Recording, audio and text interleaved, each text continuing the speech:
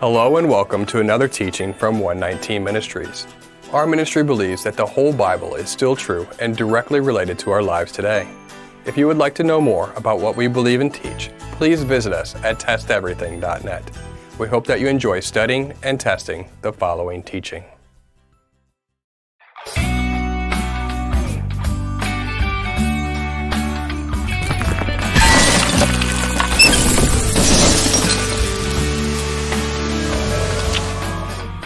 How many of us realize that life does not always go the way we would want it to? Even in the faith, we experience moments of pain, loss, and frustration in various degrees. Life isn't always rainbows and flowers. Our situation can go from fantastic to disastrous in just a blink of an eye. Life can just crumble before us without warning. Why do bad things happen? How are we to respond to them? How are we to understand them? Can we understand them? This is not going to be a typical teaching from 119 Ministries. This will be more personal. Maybe you have noticed that we typically do not make things personal at 119. We have a dedicated team working to produce teachings and other related services. We desire to teach and encourage others in the faith, to bring all into the faith, not really to bring attention to us as a team or even an individual within our team. But life is personal, isn't it? We are human too, and we are going through life just like you're going through life. And likewise, there are times in which things are quite far from fantastic. In this teaching, for just a moment, I would like to depart from our usual teaching style to serve the purpose of this subject. We receive, on average, about 3,000 to 4,000 emails per year, and who knows how many phone calls. That does not include Facebook comments, discuss comments, etc. A fair percentage of those contacting 119 Ministries are simply going through some difficult times and are seeking understanding. They want help and they want to be heard. Not everyone has an understanding family or a supportive fellowship. It is hard to make a teaching that would possibly offer help and comfort to every circumstance. But rest assured, in some way we can relate to the same challenges you may have faced or are currently facing. I have hesitated in making a teaching like this for some time because I have to talk about me. So for whatever it is worth, I'm going to place myself in a more uncomfortable place and be a little more personal and frank with you by discussing some of the life challenges that I have faced and what I have learned from that and how it ultimately helped me grow in the faith. Please understand, I am not good at personal stuff. I'm more data-driven and a just the facts sort of person. It may come across as awkward. But I pray that this teaching, or really message, serves well for some of you out there who are experiencing serious life challenges. So let's begin. Some years before we began walking out the Torah, my wife and I were living in a house in a small town in Illinois, about 20 miles east of St. Louis. It was our first house after renting for several years. It was one of those early Sears catalog houses from the early 1900s, and in places, it showed its age, but we liked it.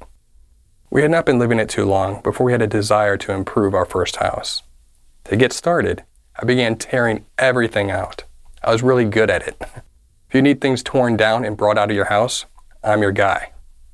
Unfortunately, I'm not that good when it comes to my hands or knowledgeable about how to build things. That went a little bit slower and I made many mistakes. My dad stepped in and we were making some good progress. December arrived, and my wife Leslie was almost 8 months pregnant. We were about to have our first child. These were exciting times, and everything was good. It had been rather warm still, entering winter, and we had hardly even used the gas furnace. But according to the weather reports, winter was certainly on its way, with a vengeance. A massive ice storm was expected overnight. We both worked at a large healthcare system in St. Louis. I worked in the administrative area, and Leslie worked in direct patient care. We did not really want to take a day off, so our plan was to get up early and try to cross the bridge over the Mississippi into St. Louis before traffic was ridiculous. We made it into work, but it wasn't long before Leslie called me and she said she had been told that our house was on fire. So we headed home, not knowing what to expect. We were only 2 blocks from the firehouse, but the old house went up like a tinderbox. A complete loss in every part of the house. We lost everything inside, including our rescue dog. It was quite depressing. We learned that the ice had caused a power surge into the house. Their breaker box failed and caused a fire in the walk-in closet of our bedroom. This occurred after we left, but it was actually before the time we would normally have woken up. So, obviously, that could all have been far worse. At first, we were thankful that we left for work early. If we hadn't, we were told that because it lit up so fast in our bedroom, we would not have made it. But then, in addition to losing our dog, we sort of began to realize that everything we have collected over the years was lost. We had a car, and whatever we took with us, that was it. All the work we had done on improving the house so far was also lost. It is hard to figure out why certain things happen the way they do. Ultimately, we were just thankful to be alive. But starting over is not always easy to do. Later, we were told by the fire investigator something that opened our eyes a little. Apparently, we had bought a house that was quickly flipped, meaning someone bought the house just to do some quick improvements and then sell it for a profit. Many people do this, and that is just fine. In our case, it was not. Either out of negligence or some other reason, the previous owner did not vent the gas furnace. It had a pipe that literally went nowhere. It went into the wall with absolutely no ventilation. Remember, this is our first winter in the house. If we had stayed through the winter, we were told that we'd likely died of carbon monoxide poisoning. I doubt that, at the time, I was smart enough to have a carbon monoxide detector. With the temperatures having just dropped, the fire occurred just in time. In essence, as uncomfortable and saddening as the house fire was, it ultimately saved us. What seemed like a curse to us at first was actually a blessing.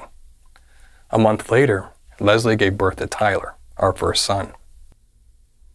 There are certainly more traumatic experiences one could go through. People have, and people do. While it was traumatic for us, I do not want to make it sound like there are not worse things that could happen.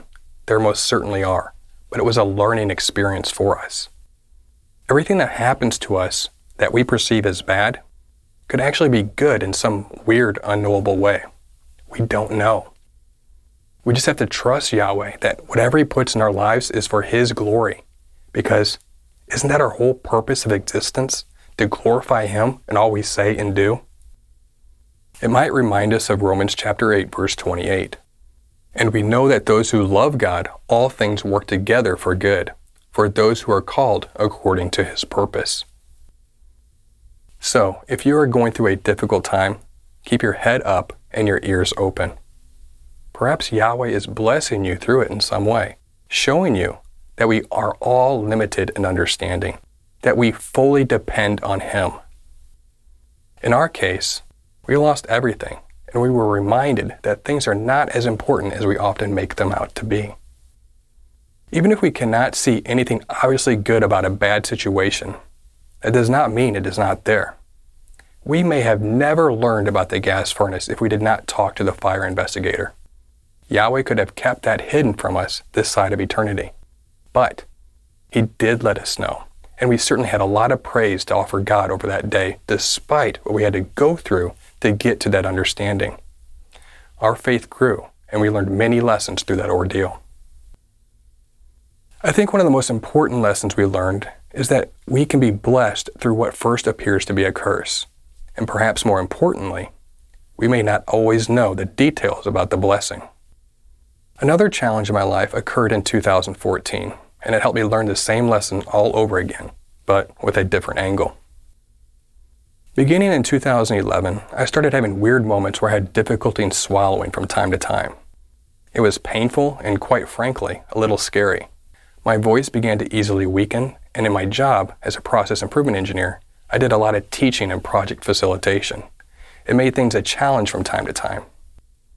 I increasingly felt tired, and I needed to nap. In fact, sometimes I would do just that during my lunch breaks. Also, my boss would often poke fun at me in our meetings because my handwriting was so small.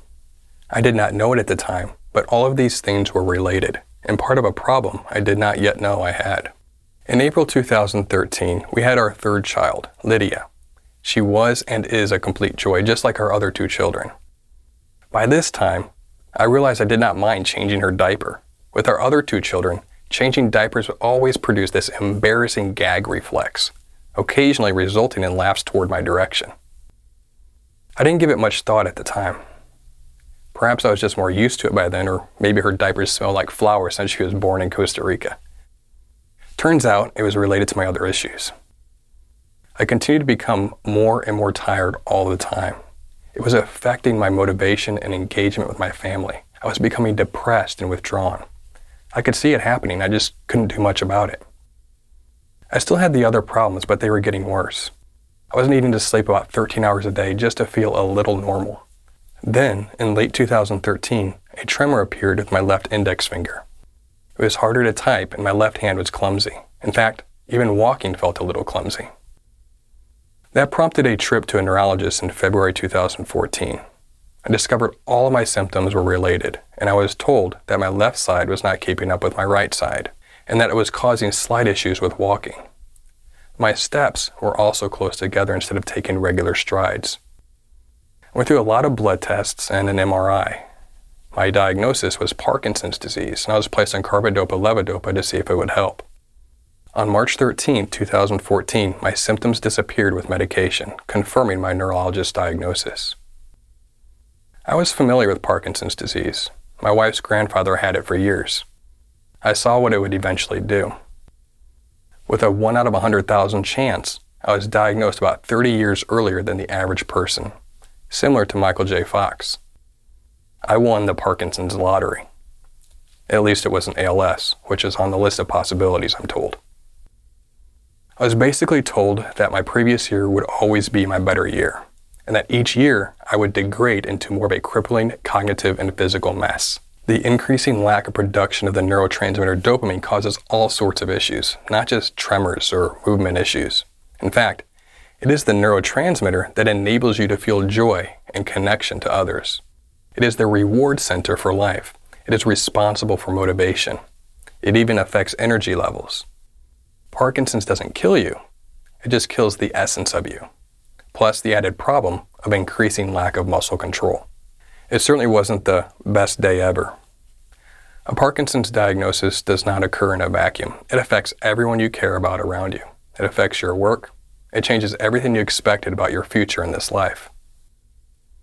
Long story short, I felt rather defeated.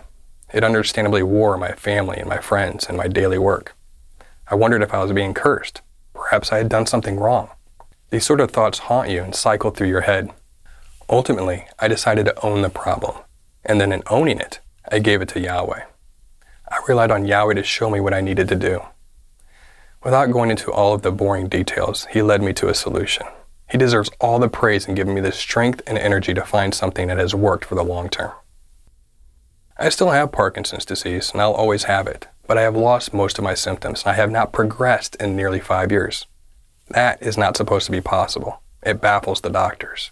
I still have my limits, and I do have my bad days from time to time, but through what I have learned, I have now been part of helping many others with Parkinson's disease by sharing my experience and leading them to do the same thing that I did. On occasion, I even get to share my faith and have very interesting conversations. So, if lesson number 1 was realizing that what seems like a curse could actually be a blessing to me, then lesson number 2 was realizing that what seems like a curse could actually be a blessing to others. Those are important lessons, and I and my family went through a lot to learn them. But in both of these life challenges, Yahweh revealed the good that came out of them in a way that I could have never expected nor predicted. Those stories have some positive endings. The meaning behind those events seem clear now, but during the crisis, things were not so clear. Yahweh did not have to make it clear. He did not have to take care of my Parkinson's diagnosis and show me how to help others. He did not have to show us how the house fire likely saved our lives.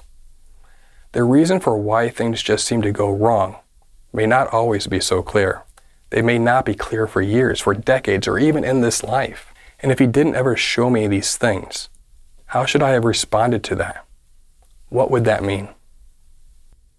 The death of a loved one is perhaps one of the most significant challenges we can face, and perhaps you have been there. It is hard to see anything good from losing a loved one, but there are some important things to consider. It reminds us of the importance of the resurrection to come. The death of a loved one may not be a goodbye, but see you later. It reminds us of the importance of sharing the faith with others so that they may someday be part of the hope of the resurrection. If we let it, it can recenter and refocus us. It can remind us that faith is what really matters. Our relationship with Yahweh should rule over our lives. We should be looking at things from an eternal perspective to enable us to get through these difficult times. We should be seeking answers, even if we don't receive any answers this side of eternity. Take comfort that someday we will have the answers, and those answers will be perfect. What I once questioned as a curse was actually a blessing to our family. And in another instance, what I questioned as a curse is now actually blessing others.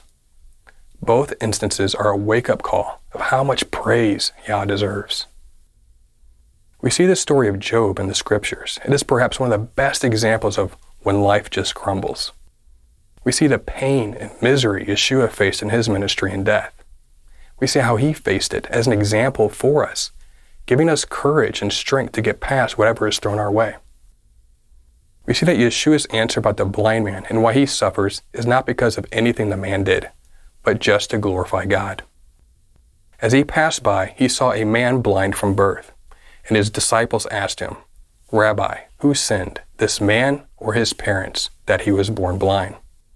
Yeshua answered, "It was not that this man sinned or his parents, but that the works of God might be displayed in him." Messiah Yeshua then proceeded to heal him. He was blind his whole life, just to be healed by Yeshua someday, so Yahweh would see his glory.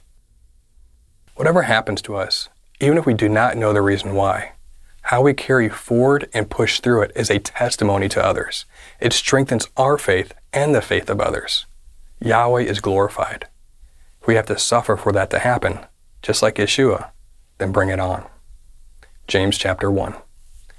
Count it all joy, my brothers, when you meet trials of various kinds, for you know that the testing of your faith produces steadfastness, and let steadfastness have its full effect, that you may be perfect and complete, lacking in nothing. There will certainly be times of challenges and difficulties. No one escapes it.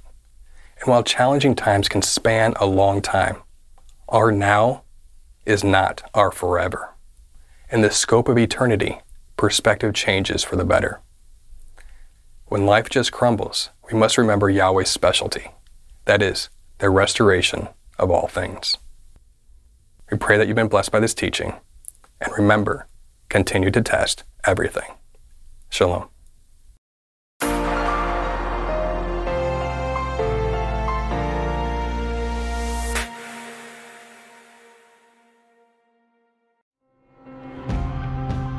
It is because of you, our generous supporters, who make it possible to offer these high-quality teachings completely free of charge. If you feel led to support 119 Ministries so that we can continue this effort, please visit testeverything.net and click on the Support 119 tab. Learn how you can partner with us to take the whole Word of God to the nations.